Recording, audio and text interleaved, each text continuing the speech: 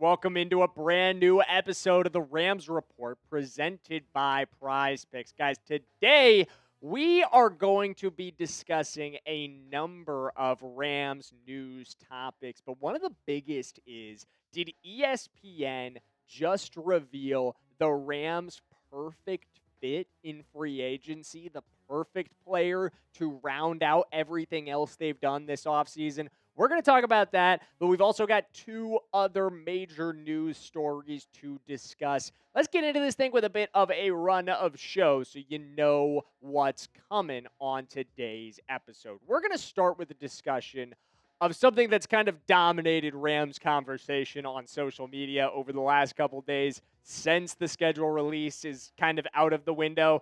Now we're on to this fiasco that occurred at the rookie premiere event. We'll get into the details in just 1 second, but absolutely worth discussing there. We've also got two other topics to discuss on today's show, so let's get into those. We're going to talk about the perfect fit for the Rams. We're going to talk about a player that ESPN revealed could potentially be the best option available in free agency. And then we're going to round out with, I can't help myself, we got to talk about some ridiculous rumors that were being thrown out there by Bleacher Report. Just kind of laugh at some of the nonsense that is out there on the internet these days because people just write anything, I guess. But before we get into that, it's a Ramily roll call, guys. If you're excited for the Rams 2026 season, give me a Rams house in the comment section of today's video because this channel is our house, and we've got to let YouTube know. I've been seeing some Seahawks fans in the comment section lately. We cannot allow them to outpace our Rams fans in the comment section. We got to mute them. We got to shove them down with a bunch of Rams house comments. We got to let them know whose house it is on today's episode. But let's get into this rookie premiere nonsense, because it happened over the weekend. If you're not familiar with the rookie premiere, it's basically just a big photo shoot. The NFL brings out a couple rookies from each team. Some teams don't actually get any rookies to come out. We had two, though. Ty Simpson and Max Clare. And they're all dressed up in their uniforms, and they take a big photo, and then they do individual photo shoots. And you might notice, as you look across this photo, something is wrong with the Rams in this image. And maybe if it isn't clear, maybe it'll be more clear in this photo of Max Clare on his own. They're wearing the 2025 uniforms. And I know. This is an aesthetic thing. It's silly, it's small, but it's also completely fixable. It makes zero sense that the Rams rookies would be out there wearing uniforms they are never going to wear in their NFL careers. Max Clare and Ty Simpson will never wear that uniform, ever. I don't know exactly why this happened. It seems like the Rams also do not know exactly why this happened. Ian from the Rams Up podcast reached out to the Rams. They said, we have nothing to do with the rookie premiere. It is run by the NFL and fanatics who have the new uniforms. We are trying to understand why, but we are not involved in any way. So it's very odd. The Rams do not have any sort of understanding as to why this happened, but I think it's a joke.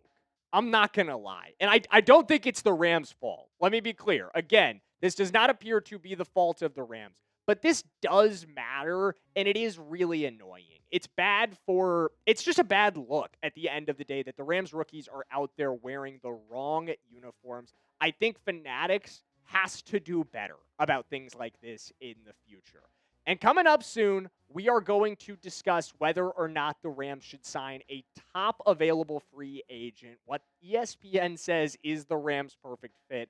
But before we do that, I've got to give a shout out to the sponsor of today's video. And guys, that's America's #1 sports picks app, our friends over at Prize Picks. If you love daily fantasy sports, or you just want to make or add more excitement to watching sports, you've got to try out Prize Picks. It's a great time to get started on Prize Picks too. With the NBA playoffs underway and the baseball season in full swing, there's no better place to get in on all that action than Prize Picks. And it's never been easier to play than it is with Prize Picks. You just pick 2 to 6 players, you're selecting more or less on their stat projections, whether you're picking for points, assists, rebounds, hits, home runs, or strikeouts. They've got plenty of options from all your favorite sports. And they've also got awesome social features that allow you to easily tailor fade your friends and see their latest lineups, including me. I'm on there at Jackson Durham with no spaces, and you can see all of my latest lineups, including this one for tonight's playoff action. I'm going with the less on Chet Holmgren. We're going with the more on Dylan Harper, the more on Jaylen Williams, the less on SGA, and the less on Stefon Castle. So you guys could tail me on this lineup. You could fade me on this lineup. Whatever you do, just do it with our friends over at Prize Picks. And if you're new to Prize Picks, make sure you use our promo code. Download the Prize Picks app today and use code HMA when you play your first $5 lineup to receive $50 in lineups. That's code HMA when you play your first $5 lineup to get an extra $50 in lineups with Prize Picks. The clickable link to download the app is in the comments and the description below. As always, big thank you to Prize Picks for sponsoring today's video. Let's talk about who ESPN thinks is the Rams' perfect fit. It is Stefon Diggs, former Patriots wide receiver, former Bill and Texan before that. Matt Bowen of ESPN, NFL writer and insider, named him their perfect fit. Here's what he had to say. I really like him in LA alongside Puka Nacua and Davante Adams. The Rams attempted 430 passes out of 11 personnel last season, which ranked 9th most in the NFL, and Diggs is a natural separator who can line up inside or outside. Plus, he has the toughness to work the middle of the field on in-breaking concepts, a key element of Coach Sean McVay's offense. Diggs had 85 receptions last season for the Patriots, which was almost twice as many as their next closest wide receiver. He would provide an easy boost to the Rams receiver room for quarterback Matthew Stafford. I think everything Matt Bowen said there is true, but I think there are more layers to it than that make him... I'm not going to go as far as perfect fit for the Rams.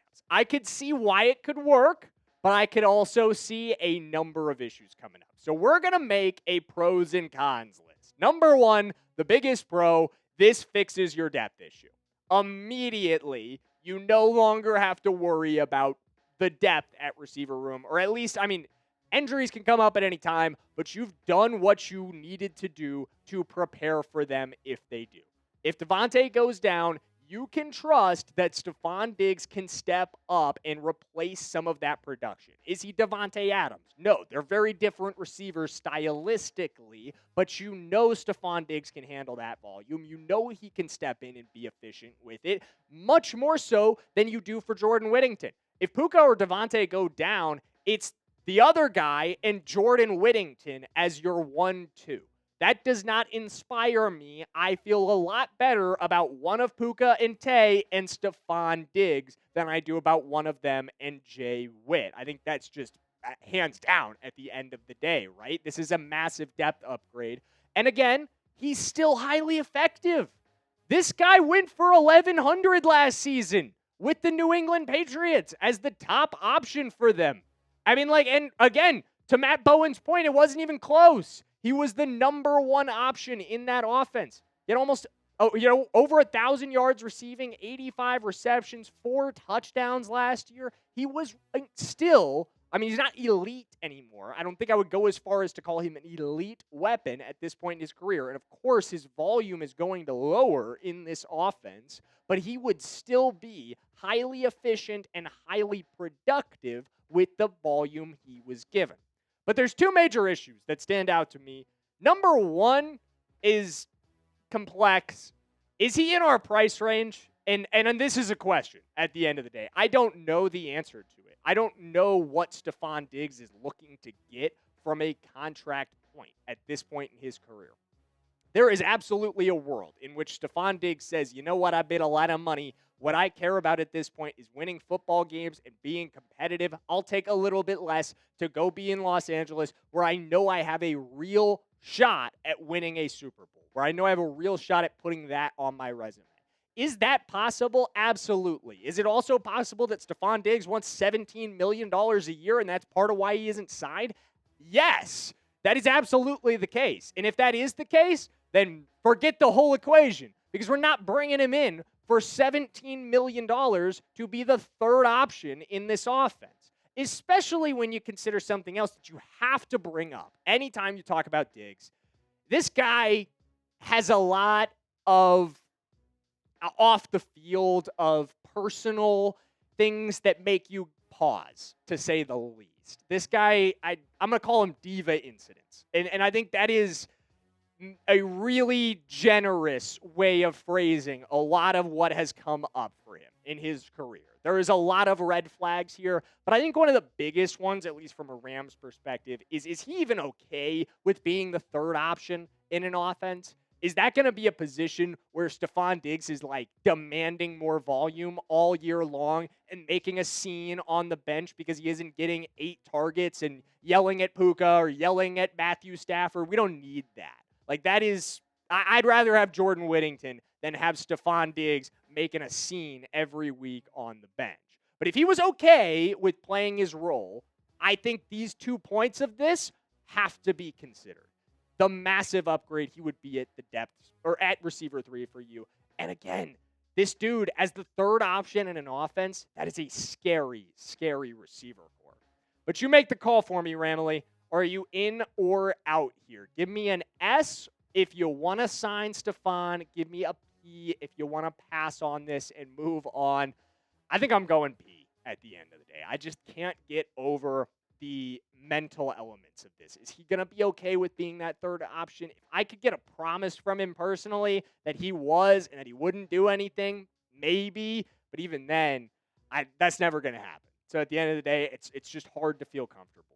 Well, let's move on to some ridiculous rumors that are being thrown out there by Bleacher Report's Mo Moton. This guy, he's on one, my friends. We'll say that. He has named Colby Parkinson as a surprise cut candidate for your Los Angeles Rams in his new article naming cut candidates for every NFL team. And I get it. Sometimes you get tasked with doing something like this. The boss knocks on the door. He's like, hey, Mo, I need you to write an article with 32 cut candidates for every team. And you just can't come up with anybody for the Rams, so you throw something at a wall. But this is pretty bad. I'm not going to lie. Here was his explanation.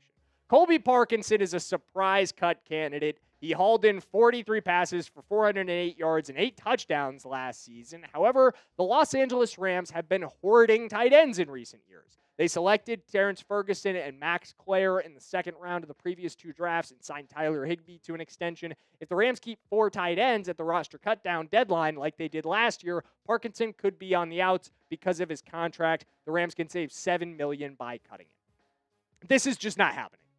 Like, at the end of the day, and there's a couple reasons for that. Number one, the Rams don't need that $7 million. Like, there is nothing that the Rams are going to need that $7 million for that they can't already do. Like, if you want to give Matthew Stafford more money, you have plenty of cap space left to do that. I just can't really envision something that the Rams are going to need the $7 million for. And number two, Colby Parkinson is set to play an enormous role in this offense this season. He is set to, in my opinion, be the number 1 tight end. I think he will come into this year as your number 1 tight end with the hope that Terrence Ferguson can take that job in due time. And then, of course, Max Clare getting into that conversation as well. I think Tyler Higbee is kind of fading to the background this season. He's being paid like a depth piece. He's still going to be in the rotation, but I think he's there for mentorship. I think he's there to develop these guys. And again, I think Colby's probably off the roster after this season. I don't think Colby's being brought back. But I absolutely struggle to see a win-now Rams team moving on from a guy who is set to play an enormous role in their offense this year in Colby Parkinson. I don't know if he'll be tight end 1 by the end of the season. I think the hope is that's Terrence Ferguson. But at the beginning of this year and early on, Colby's role is set. It is absolutely certified that he's going to be a large part of our success. So cutting him is just ridiculous. There's no chance the Rams are going to do that for $7 million in savings, which in the grand scheme of things for the NFL, that's insignificant amounts of money. Well, let me know in the comment section, guys, Is this ridiculous? Am I missing something? Is Colby Parkinson actually a cut candidate? Let me know. What do we think in the comments section? And of course, we always appreciate your guys' time. That is going to round it out for us on today's episode of the Rams Report. Thank you for joining us, and we'll see you in the next one. Let's go, Rams.